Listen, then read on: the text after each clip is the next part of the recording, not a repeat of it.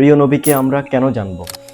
প্রিয় নবীজি সাল্লাল্লাহু আলাইহি ওয়াসাল্লাম আমাদেরকে এক নজর দেখার জন্য ব্যাকুল ছিলেন। রাসূল সাল্লাল্লাহু আলাইহি ওয়াসাল্লাম আমাকে আপনাকে ভাই বলে সম্বোধন করেছেন।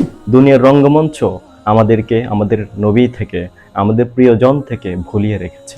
সেই কঠিন মুহূর্তেও আমাদের প্রিয় নবীজি হযরত মুহাম্মদ সাল্লাল্লাহু আলাইহি ওয়াসাল্লাম তিনি নিজের জন্য ভাববেন না, আমাদের উম্মতের জন্য, এই আমাদের গাফেলদের জন্য, আমরা যারা তাকে ভুলে আছি, তার আদর্শ ভুলে আছি, তাদের জন্যই চিন্তিত থাকবেন।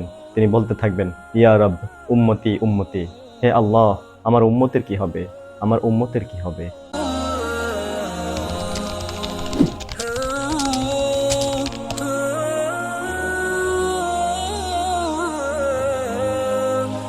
প্রিয় নবীজির জীবনী আমাদের সকলের কেন জানা উচিত? চলুন আমরা 5টি কারণ আলোচনা করার চেষ্টা করব ইনশাআল্লাহ। 1, প্রিয় নবীজি সাল্লাল্লাহু আলাইহি ওয়াসাল্লাম আমাদেরকে তার নিজের জীবন, তার পরিবার পরিজন সকল কিছুর চেয়ে বেশি ভালোবাসতেন। রাসূল সাল্লাল্লাহু আলাইহি ওয়াসাল্লাম বলেন, ওয়াদিদতু আন্নী ক্বাদ রাআইতু ইখওয়ানানা, আমি খুবই ব্যাকুল হয়ে আছি কখন আমার ভাইদের সাথে সাক্ষাৎ হবে।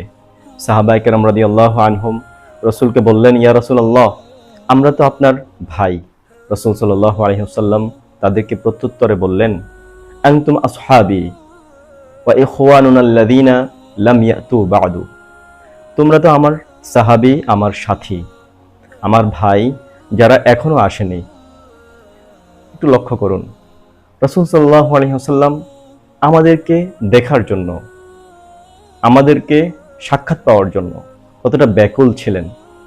এমনকি তিনি রওজা মোবারকে শুয়েও আমাদের সালাম পাওয়ার জন্য অত্যন্ত ব্যাকুল হয়ে আছেন। রাসূল সাল্লাল্লাহু আলাইহি ওয়াসাল্লাম বলছেন, মা মিন আহাদিন ইউসাল্লিমু আলাইয়া ইল্লা রাদ্দাল্লাহু আলাইয়া রূহি হাত্তা আরুদ্দা আলাইহিস সালাম, যে কোনো ব্যক্তি, আমার যে কোনো উম্মত যেখান থেকেই বসে আমার জন্য সালাম পাঠাক, আমার জন্য দরুদ পাঠাক, আল্লাহ তাআলা তখনই আমার মধ্যে রূহ দিয়ে দেন এবং আমি তার সালামের জবাব দিয়ে দেই। প্রিয় ভাই, প্রিয় বোন, রাসূল সাল্লাল্লাহু আলাইহি ওয়াসাল্লাম জীবদ্দশায়, তার দুনিয়াবী জীবনে থাকা অবস্থায়ও তিনি আমাদের সাক্ষাতের জন্য অত্যন্ত ব্যাকুল ছিলেন। কবরের জীবনেও তিনি এখন আমাদের জন্য অত্যন্ত অধীর আগ্রহে অপেক্ষমান থাকেন, আমার উম্মত আমার জন্য সালাম দিবে, আমার উম্মত আমার জন্য দরুদ পাঠ করবে। কতটা ভালোবাসা আমাদের জন্য তাঁর হৃদয়ে রয়েছে। অথচ আমরা আজ সেই নবীকে ছেড়ে পাশ্চাত্য সভ্যতা সংস্কৃতির পেছনে ছুটছি পঙ্গপালের মতো। দুনিয়ার রঙ্গমঞ্চ আমাদেরকে আমাদের নবী থেকে, আমাদের প্রিয়জন থেকে ভুলিয়ে রেখেছে। দ্বিতীয়ত, আমরা নবীজিকে গভীরভাবে ভালোবাসার জন্য তার জীবনী, তার সিরত জানতে হবে। রাসূল সাল্লাল্লাহু আলাইহি ওয়াসাল্লাম বলেন, লা ইউমিনু আহাদুকুম হাত্তা আকুনা আহাব্বা ইলাইহি মিম্মা সিওয়াহুমা, তোমাদের কেউ ততক্ষণ পর্যন্ত মুমিন হতে পারবে না যতক্ষণ না সে আমাকে, তার জীবন, তার পরিবার পরিজন সকল কিছুর থেকে সবচেয়ে বেশি ভালোবাসে।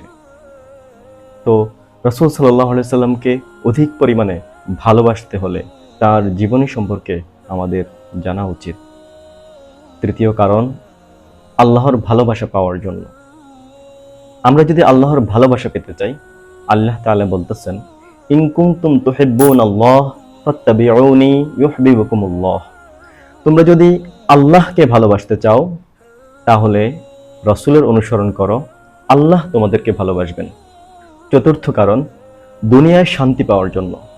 আজকে দুনিয়ায় অশান্তিতে মানুষ দিনাতিপাত করছে।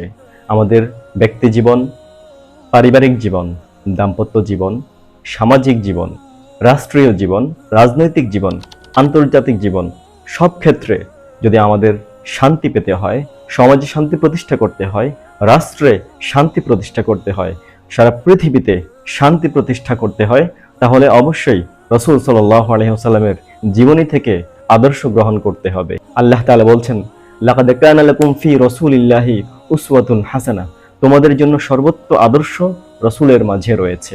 আমরা কেন রাসূলের জীবনী জানব? এর পঞ্চম কারণ, পরকালে মুক্তি পাওয়ার জন্য বিচারের কঠিন দিবসে সমগ্র মানব জাতি, জিন জাতি যখন ভয়ে কম্পিত থাকবে, সকলে নবী রাসূলদের কাছে যাবেন, হযরত আদম আলাইহিস সালামের কাছে যাবেন, এভাবে সকল নবী রাসূলদের কাছে যাবেন, তাদের কাছ থেকে সুপারিশ চাইবেন।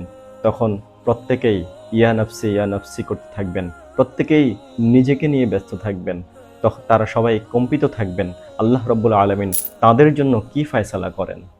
সেই কঠিন মুহূর্তে রাসূলুল্লাহ সাল্লাল্লাহু আলাইহি ওয়াসাল্লাম আল্লাহর কাছে কান্নারত অবস্থায় থাকবেন, ইয়া রব উম্মতি উম্মতি, হে আল্লাহ আমার উম্মতের কি হবে, আমার উম্মতের কি হবে। হে প্রিয় ভাই এবং প্রিয় বোন, আমরা কাদের পিছনে দৌড়াচ্ছি? আজ আমরা কোন দিকে অগ্রসর হচ্ছি? আমরা দুনিয়ার খেলোয়াড়, দুনিয়ার সেলিব্রিটি, দুনিয়ার নায়ক নায়িকাদের পেছনে অন্ধের মতো ছুটে বেড়াচ্ছি, তাদেরকে অন্ধের মতো অনুকরণ করছি, পাশ্চাত্য সভ্যতা সংস্কৃতিকে অন্ধের মতো বিশ্বাস করছি, সেই পথে চলার চেষ্টা করছি। অথচ পরকালীন মুক্তি যার সুপারিশের উপর নির্ভর করছে, আমরা তাকে নিখাত ভুলেই গেছি। তাকে আমরা চর্চা করার ফুরসত পাই না। দুনিয়ার রঙ্গমঞ্চ আমাদেরকে মাতিয়ে রেখেছে।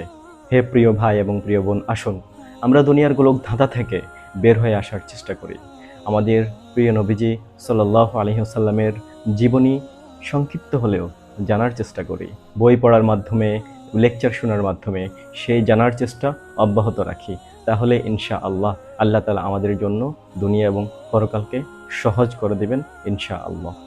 ইউটিউব, ফেসবুকে রাহে নূর প্ল্যাটফর্মে ধারাবাহিক কয়েকটি পর্বে আমরা রাসূলুল্লাহ সাল্লাল্লাহু আলাইহি ওয়াসাল্লামের জীবনী জন্ম থেকে মৃত্যু পর্যন্ত সংক্ষিপ্তভাবে আলোচনা করার চেষ্টা করব ইনশাআল্লাহ।